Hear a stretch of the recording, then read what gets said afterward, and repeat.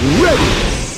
GMA Weather, serbisyong totoo ng GMA News. Pumasok na sa loob ng Philippine Area of Responsibility ang binabantayang low-pressure area ng Pag-asa. Namata nito ng ahensya sa layong 910 kilometers, silangan ng Giwan Eastern Samar. Base sa wind map ng The Weather Company, kikilos ang LPA paluzon sa mga susunod na araw. Pero bukas, maayos na panahon pa ang aasahan sa malaking bahagi ng bansa. Sa Luzon, mababang posibilidad ng pag-ulan. Sa Visayas, magiging madalas na maulap at posible naman ang mahinang ulan, lalo na sa silangang bahagi. Sa Mindanao naman, sa Soc-Sargen Region, may mataas na tsansa ng pag-ulan bukas. Samantala, masasaksihan mamayang gabi ang Lai Reeds meteor shower.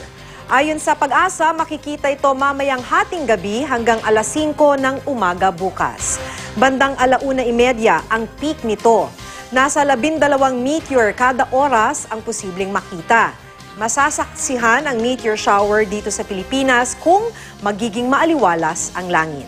Yan ang latest mula sa GMA Weather. Para sa ibang update, bisitahin ang www.imready.ph at ang social media accounts ng IamReadyPH. Magplano para sigurado, I Am Ready, serbisyong totoo ng GMA News.